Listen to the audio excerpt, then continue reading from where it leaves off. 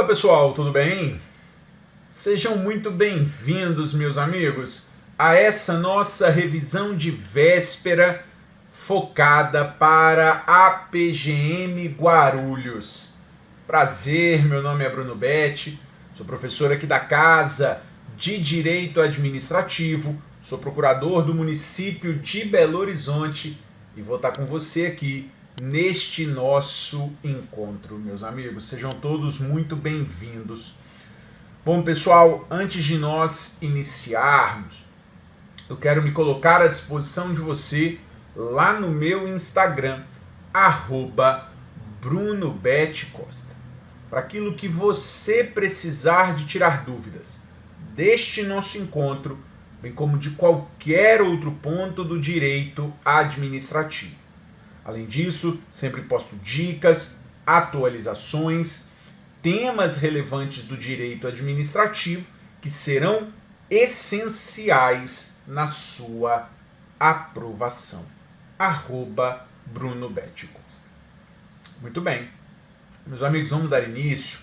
Nós vamos começar com este tema aqui, olha, a distinção de desconcentração e de descentralização, perfeito?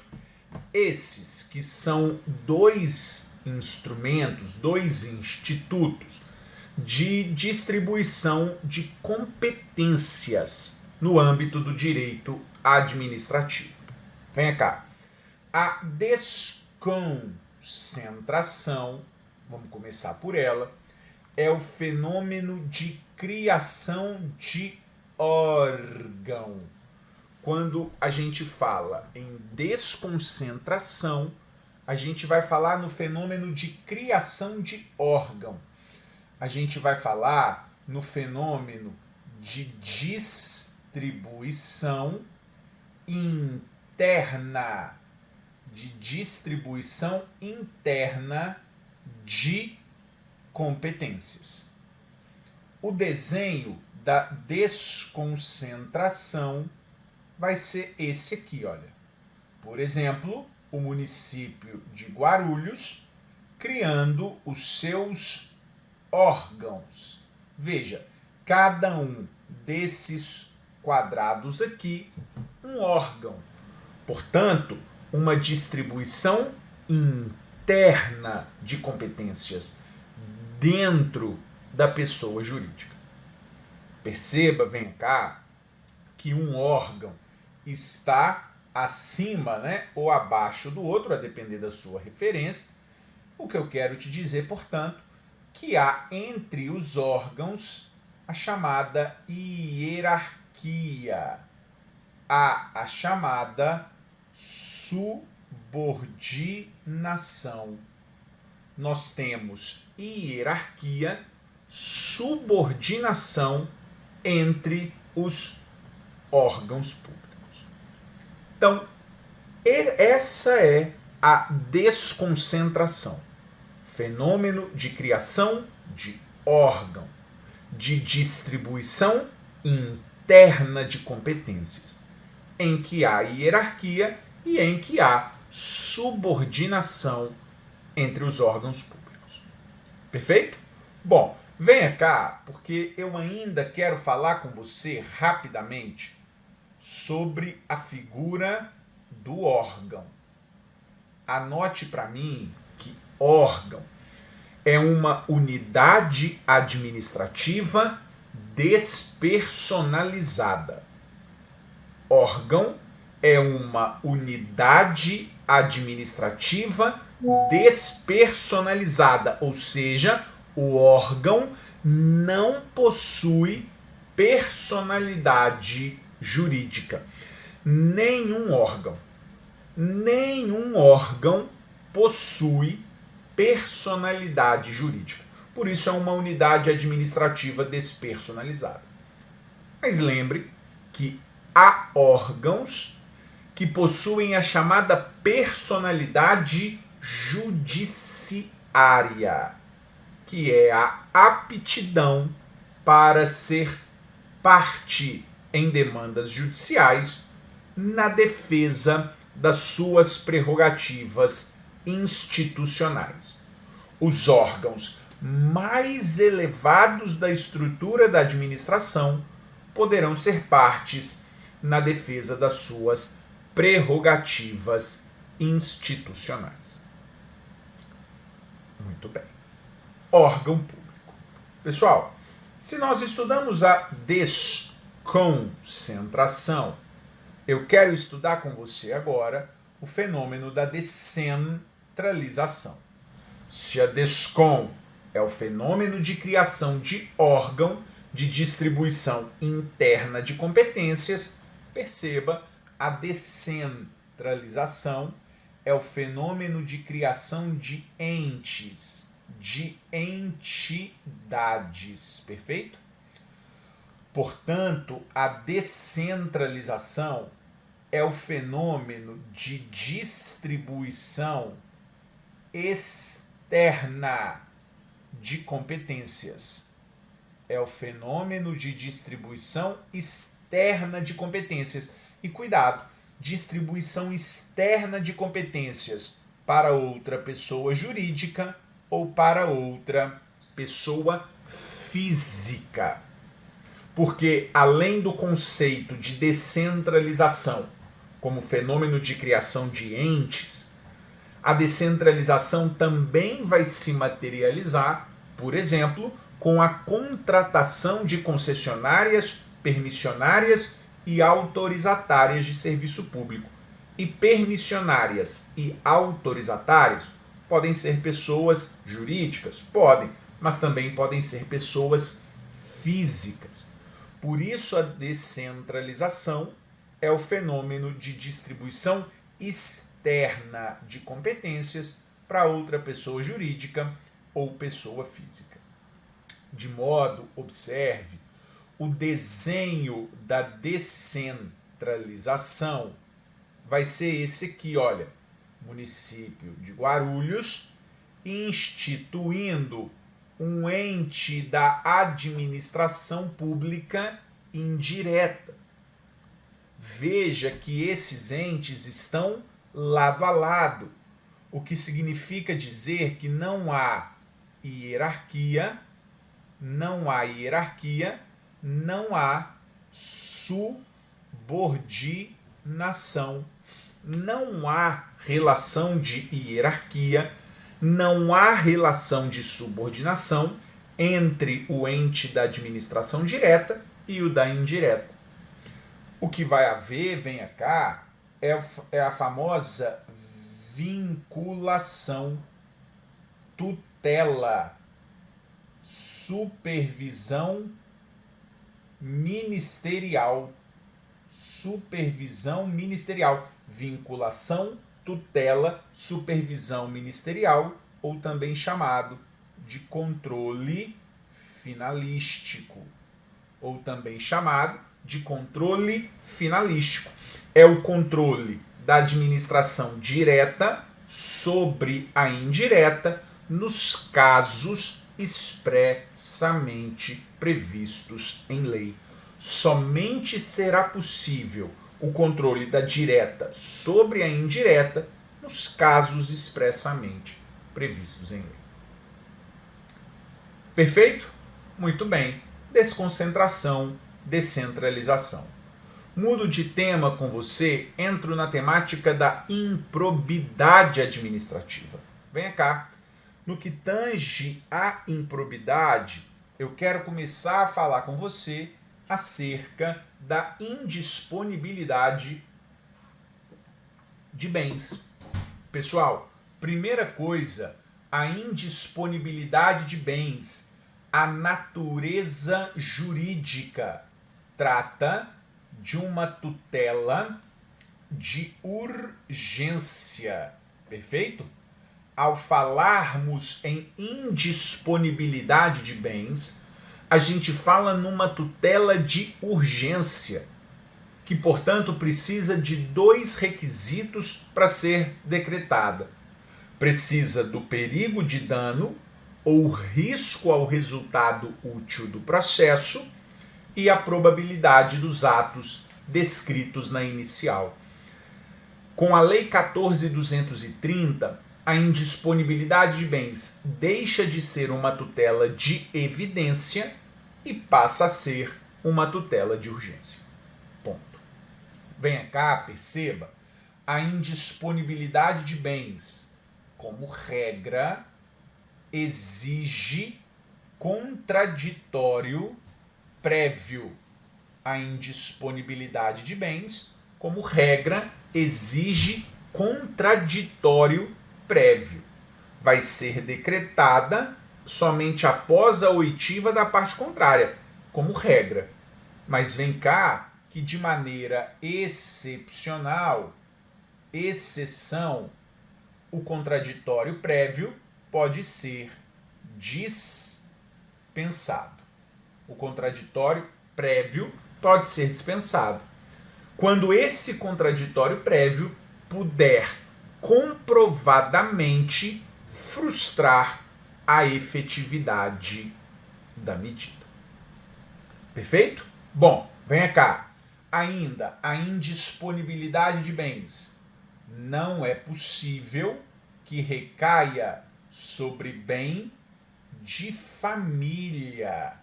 É uma superação de entendimento da jurisprudência do STJ.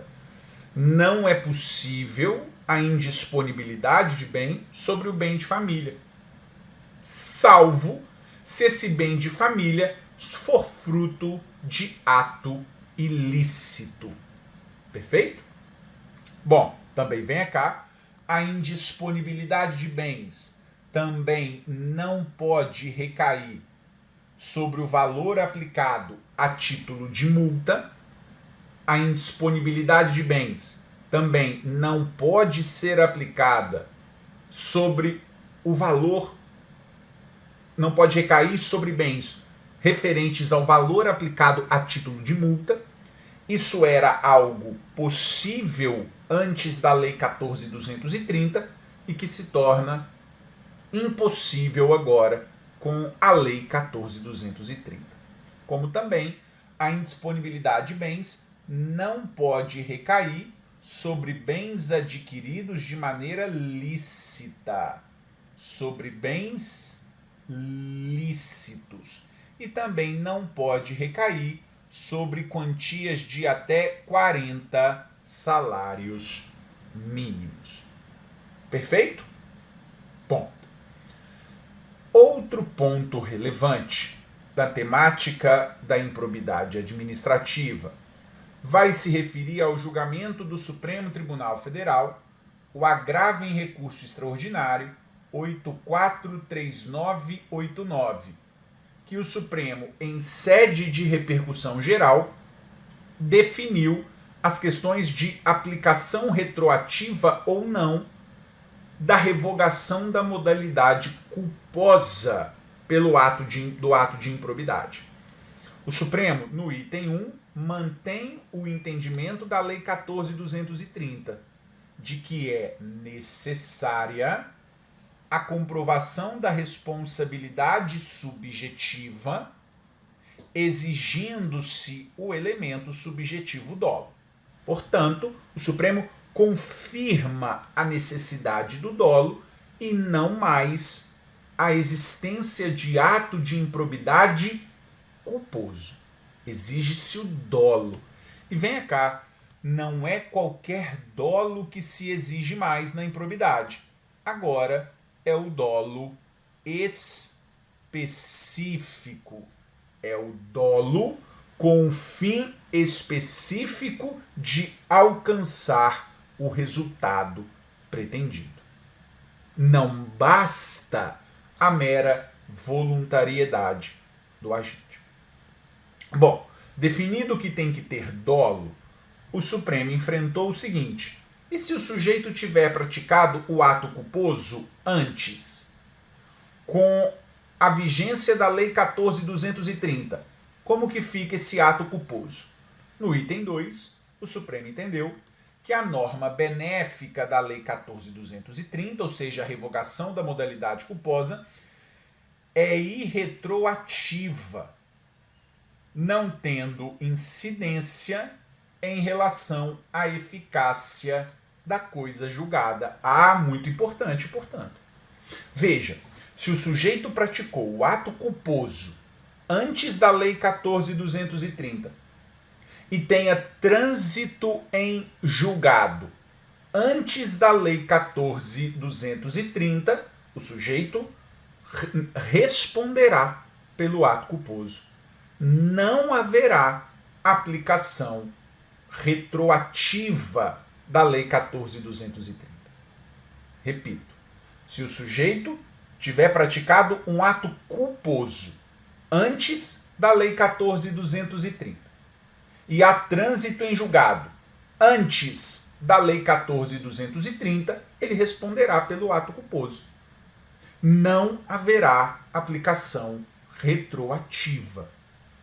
Já, por sua vez, aplica-se a Lei 14.230 aos atos culposos praticados na vigência do texto anterior, porém sem condenação transitada em julgado, em virtude da revogação expressa do tipo culposo, mas deve o juiz competente analisar eventual dolo por parte do agente. Ou seja, se o sujeito praticou o ato culposo antes da Lei 14.230, mas não há trânsito em julgado quando da publicação da Lei 14.230, mas não há trânsito em julgado, haverá aplicação retroativa. Mas não é uma aplicação retroativa automática. É preciso analisar se há ou não o dolo. Portanto, o que o Supremo Tribunal Federal estabeleceu é que o trânsito em julgado é o marco para a aplicação retroativa ou não dos aspectos benéficos da Lei 14.230. Por quê? Aproveito, digo a você que os artigos 11, incisos 1 e 2, por exemplo, da Lei 14.230, foram revogados. Retardar ou deixar de praticar indevidamente ato de ofício, ou praticar ato contrário àquilo previsto na regra da competência. Eram atos de improbidade, principalmente o inciso 2, retardar ou deixar de praticar indevidamente ato de ofício. Se o sujeito tiver praticado esses atos do artigo 11, inciso 1 e 2, antes da lei, e tiver trânsito em julgado antes da lei 14.230, ele responderá. Mas se ele praticou antes e vem a nova lei, sem trânsito em julgado ainda, ele não responderá por aquele ato culposo, por aquele ato do artigo 11, inciso 1 e 2. Perfeito? Muito bem.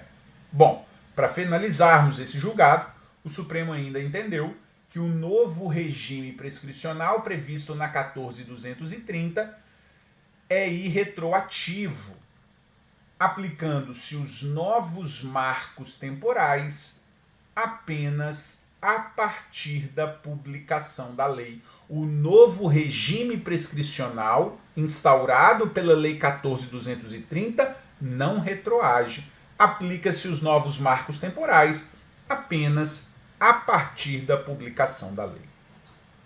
Bom, outro tema fortíssimo para estar em prova, para estar na nossa prova de improbidade.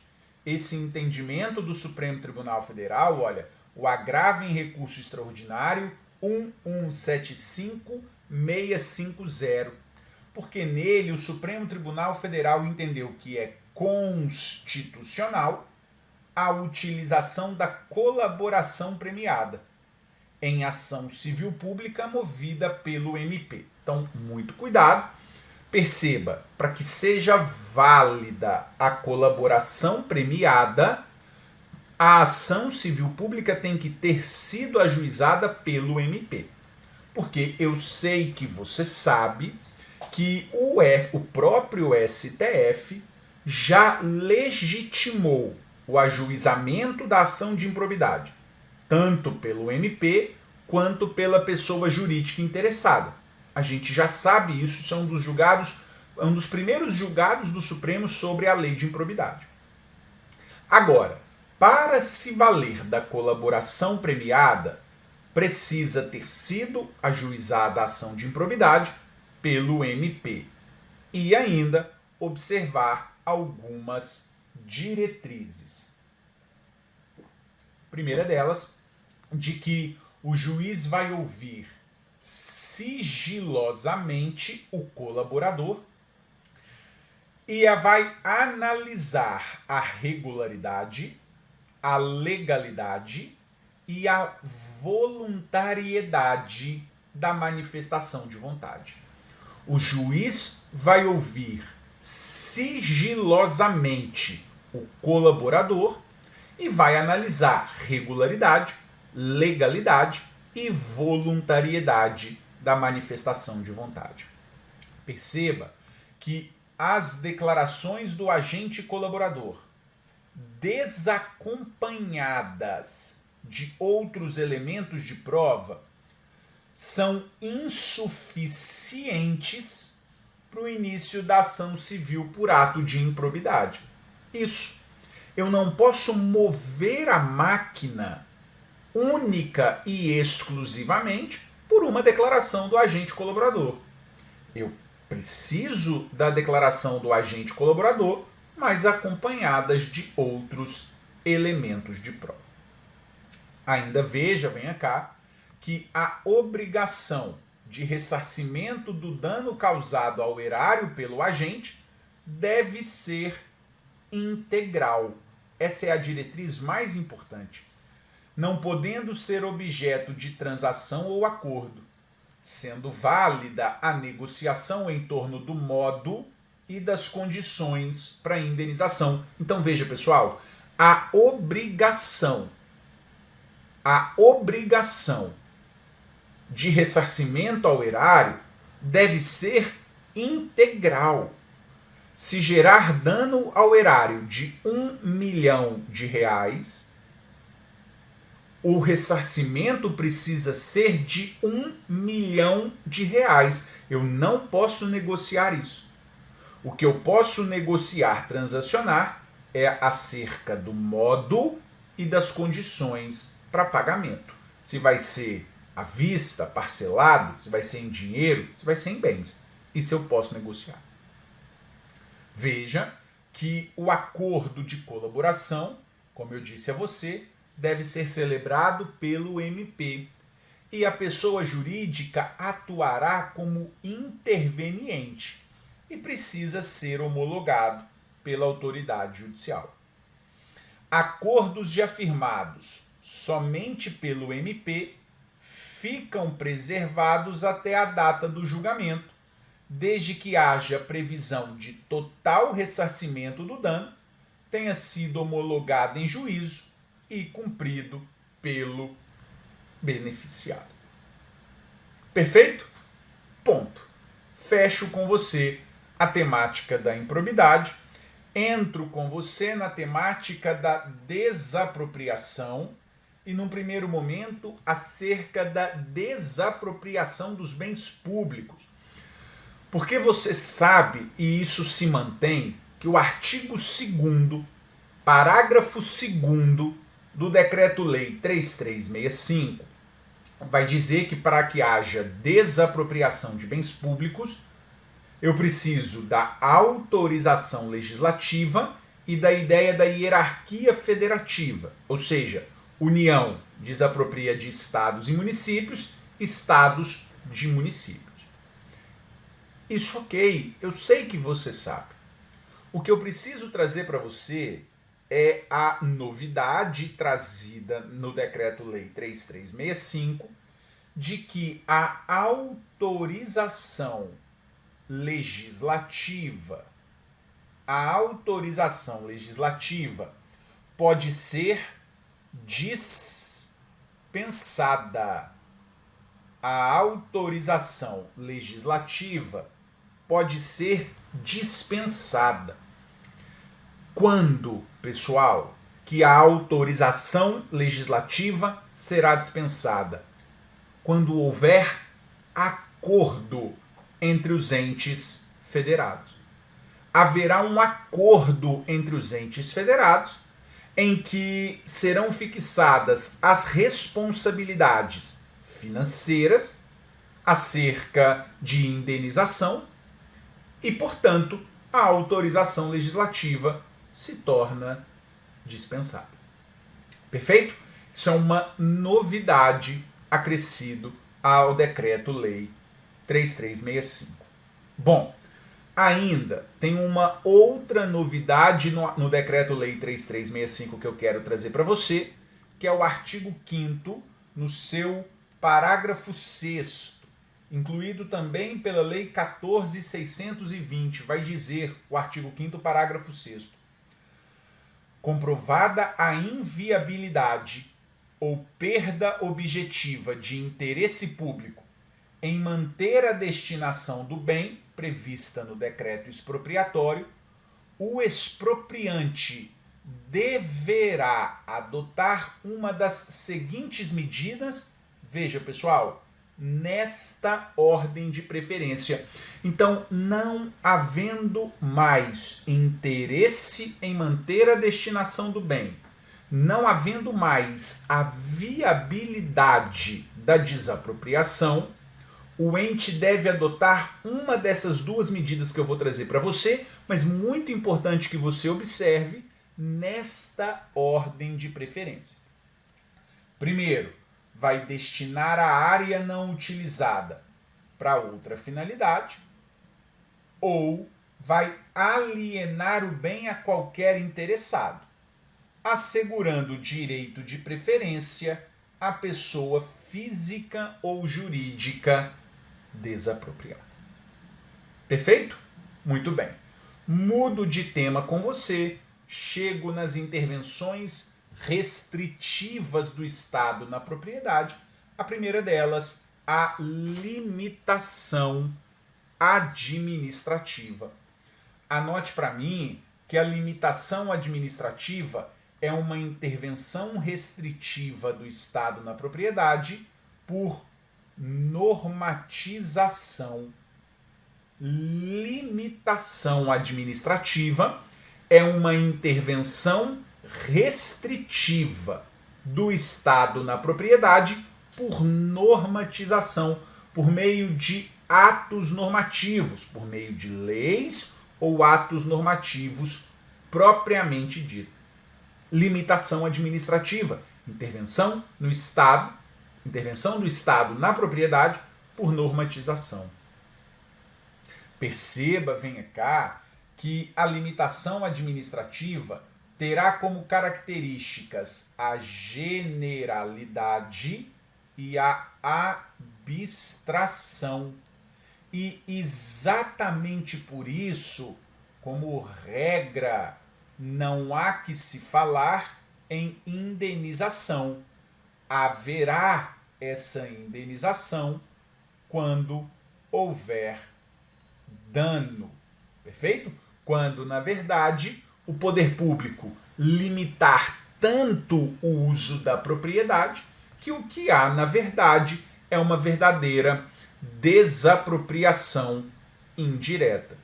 Que o que há, na verdade, é uma verdadeira desapropriação indireta.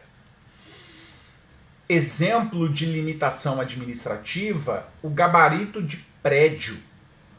Não pode construir acima de determinada altura. Limitação administrativa. Outro exemplo, conservação de calçadas como obrigação do proprietário. Limitação administrativa. Perfeito? Bom, anota aí agora que nós vamos falar da chamada requisição administrativa. A requisição, o fundamento é o iminente perigo público. Requisição administrativa é o iminente perigo público. Isso é a requisição. Iminente perigo público. Venha cá, na requisição, a indenização é ulterior se houver dano. Indenização ulterior, posterior, se houver dano. Requisição administrativa, o exemplo clássico é perseguição policial, o carro da polícia estraga, ele vê uma moto passando e fala: parou, perseguição policial, precisa da sua moto. Requisição administrativa, por exemplo. Anota, pessoal, que a requisição administrativa pode recair sobre bens móveis, imóveis e serviços. Pode recair sobre bens móveis, imóveis e serviços. Que a requisição é um ato autoexecutório, imperativo e temporário. É um ato autoexecutório, imperativo e temporário. Autoexecutório independe de autorização do Poder Judiciário. Autoexecutório. Imperativo independe de consentimento, de autorização do destinatário. E temporário, cessado o iminente perigo público, precisa se devolver a coisa. Se houver dano, essa indenização será paga ao final. Bom, uma discussão importante que a gente precisa ter é a possibilidade de requisição sobre bens públicos. Seria possível a requisição sobre bens públicos? E aí, pessoal, a questão é enfrentar o que diz o artigo 5º no seu inciso 25. Se nós pegarmos o artigo 5º no inciso 25, ele vai nos dizer: a requisição recai sobre a propriedade particular. A requisição recai sobre a propriedade particular. Portanto, o Supremo Tribunal Federal entendeu que, diante de uma normalidade institucional, não é possível requisição administrativa. Diante de uma normalidade institucional, não é possível a requisição administrativa sobre bens públicos. Agora, diante de uma situação de anormalidade institucional, ou seja, diante de um estado de sítio ou um estado de defesa formalmente declarados, a União poderia proceder à requisição de bens de estados e municípios. Do contrário, não haveria a possibilidade. Bom, um outro ponto que eu quero trazer para você é a servidão administrativa. Anote para mim que a servidão administrativa é um direito real, de uso e gozo sobre coisa alheia imóvel, sobre imóvel alheio. Perfeito? Servidão administrativa é um direito real de uso e gozo sobre coisa alheia imóvel. A servidão só recai sobre imóvel e imóvel alheio. Exemplo de servidão é a passagem de gasoduto, oleoduto, de torres de energia elétrica em propriedades privadas, cuja indenização somente ocorrerá também se houver dano. Perfeito? Servidão administrativa. Bom, vamos lá. Agora eu vou trazer para você uma série de julgados. de Supremo Tribunal Federal e de Superior Tribunal de Justiça que eu reputo importantíssimo para estar na nossa prova. Primeiro, veja o RESP 1888049, que vai nos dizer que candidato aprovado em concurso público pode assumir cargo que, segundo o edital, exige título de ensino médio profissionalizante ou completo concurso técnico em área específica, caso não seja portador desse título, mas detenha diploma de nível superior na mesma área profissional. Esse julgado quer dizer o seguinte: o edital exige que o sujeito seja técnico em enfermagem. O edital exige que o sujeito seja técnico em enfermagem. O sujeito não é técnico em enfermagem. Ao contrário, o sujeito é bacharel em enfermagem, tem o diploma de nível superior. Poderá concorrer àquele cargo? Poderá. Esse é o entendimento do STJ. Para chegar a essa conclusão, o STJ faz uma análise econômica do direito e considera as consequências práticas da decisão e entende que isso concretiza o princípio da eficiência. Muito bem. Outro julgado, dos mais importantes para mim, tidos pelo STJ recentemente, é o RESP 1878849, em que o STJ entendeu que é ilegal o ato de não concessão de progressão funcional de servidor, quando atendidos todos os requisitos, a despeito de superados os limites orçamentários previstos na LRF, pois a progressão funcional é direito subjetivo do servidor, decorrente de determinação legal.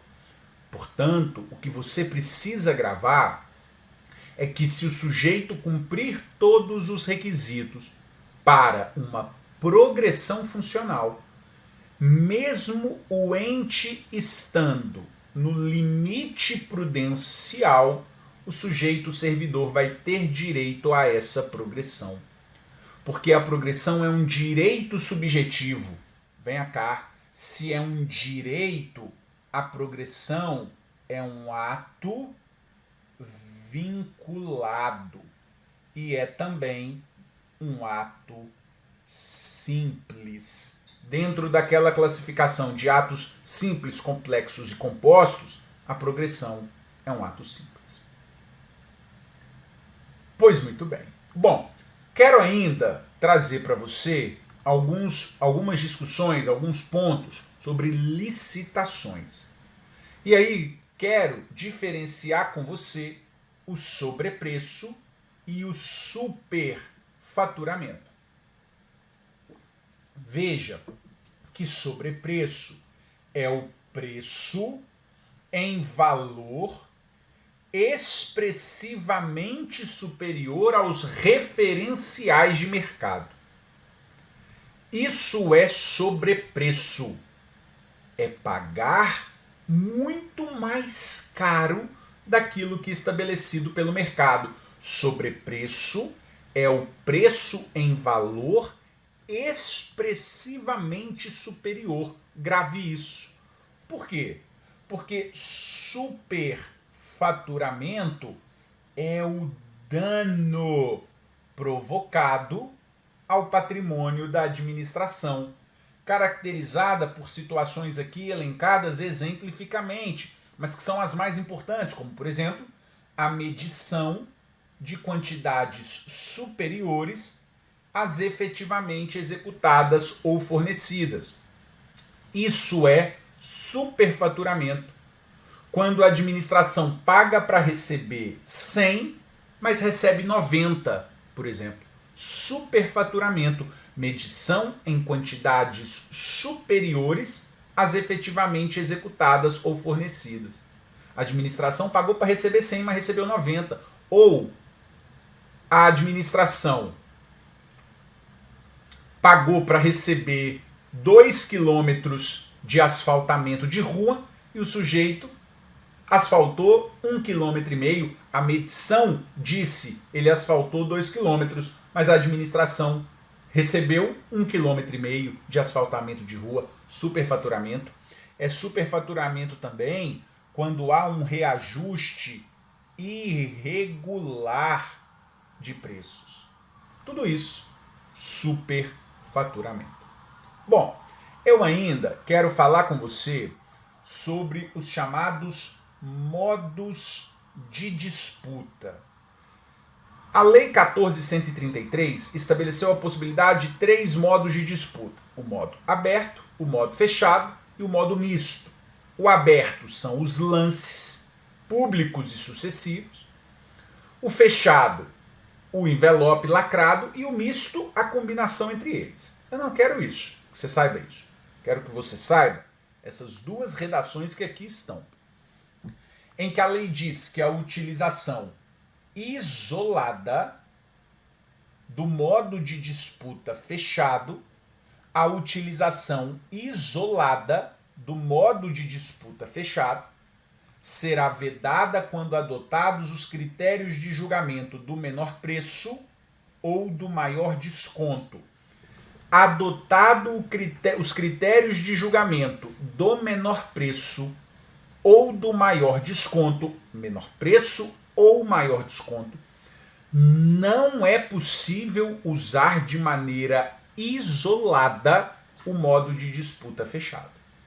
Presta atenção. Eu até posso usar o modo de disputa fechado. O que eu não posso é usar unicamente o modo de disputa fechado.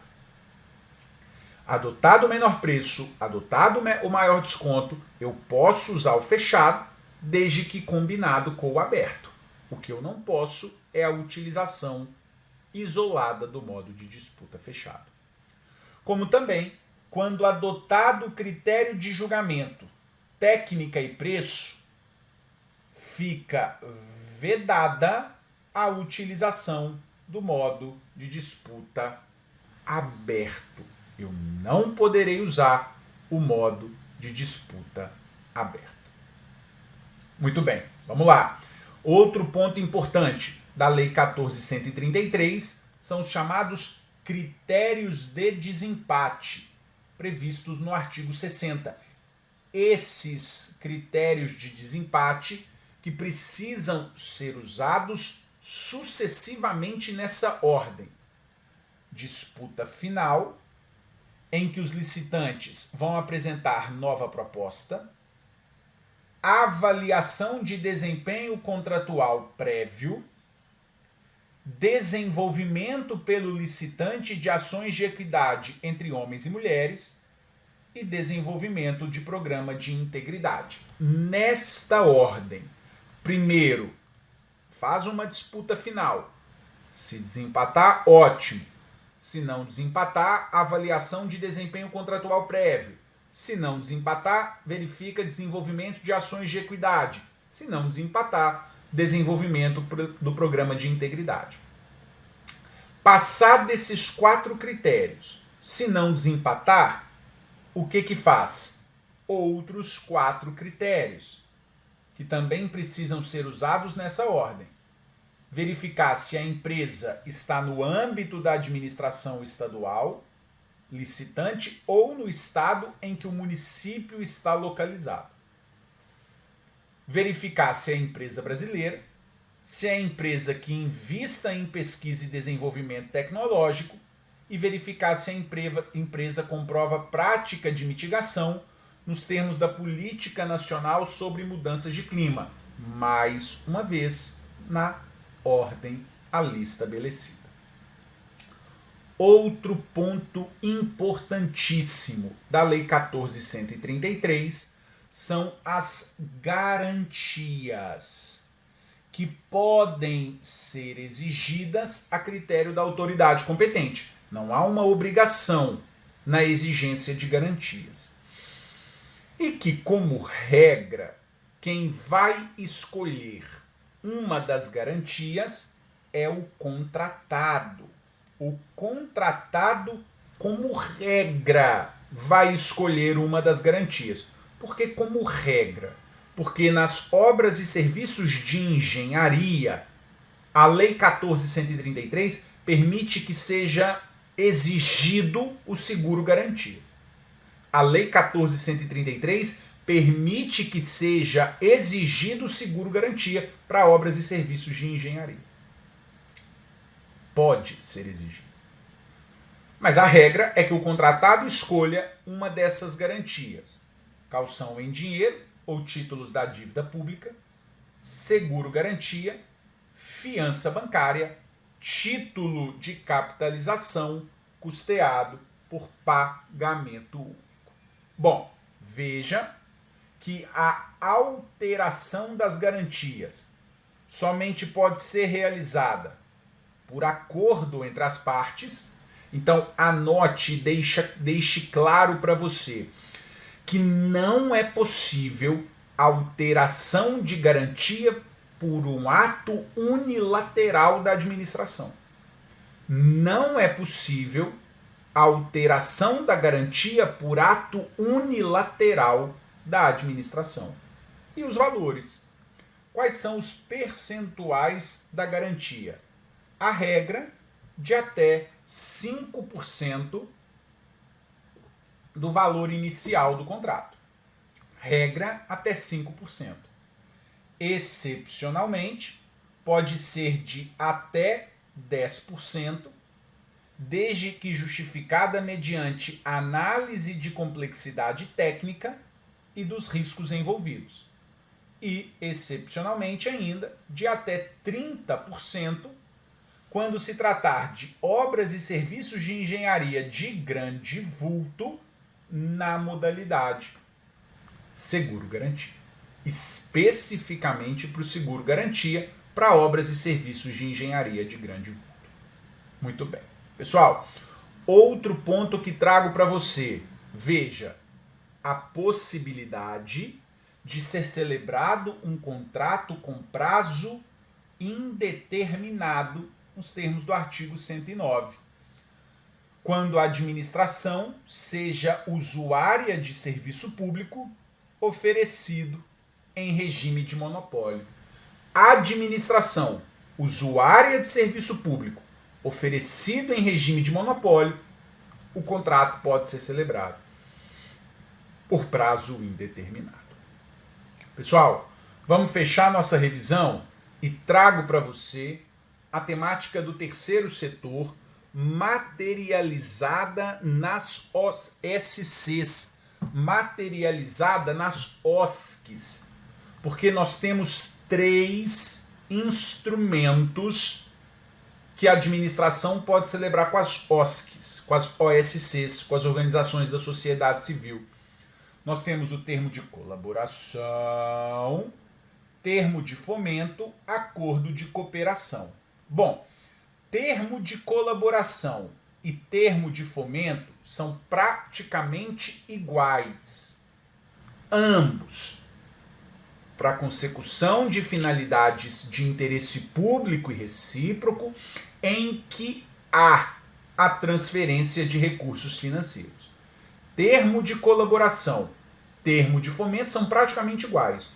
Ambos vão concretizar finalidades de interesse público e recíproco. E em ambos há a transferência de recursos financeiros. Só que, venha cá, no termo de colaboração, quem propõe as finalidades de interesse público e recíproco é a administração. E no termo de fomento, quem propõe é a própria OSC, é a própria OSC.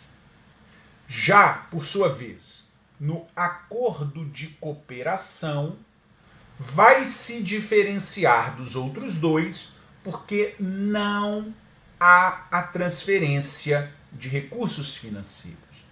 Não há a transferência de recursos financeiros. Então, termo de colaboração, termo de fomento, com transferência de recursos financeiros. Diferença de um e de outro é que no termo de colaboração, quem propõe as finalidades de interesse público e recíproco é a administração. E no termo de fomento, a OSC. Já no acordo de cooperação, não há transferência de recursos financeiros. Isso vai ser importante porque no termo de colaboração e no termo de fomento, como regra, haverá o chamado chamamento público. Haverá o chamamento público. E, excepcionalmente, exceção é não ocorrer o chamamento público. É não ocorrer o chamamento público. De maneira excepcional. Quando ocorrer os casos de dispensa e de inexigibilidade de chamamento. Por que a regra é ter chamamento? Porque tem transferência de recursos financeiros. Já no acordo de cooperação, é o oposto. A regra, não há chamamento público. Não há o chamamento público. Exatamente porque não há transferência de recursos financeiros. Agora, excepcionalmente, haverá exceção é de que haja chamamento público quando houver alguma forma de compartilhamento de recurso patrimonial. Quando houver alguma forma de compartilhamento de recurso patrimonial, não é recurso financeiro. Perfeito? Pois muito bem, meus amigos. Com isso, eu encerro essa nossa revisão de véspera. E mais uma vez me coloco à disposição de você lá no meu Instagram, @BrunoBetCosta. É isso, pessoal. Ótima prova para vocês. Vão com Deus. Boa sorte. Um grande abraço, meus amigos. Tchau, tchau.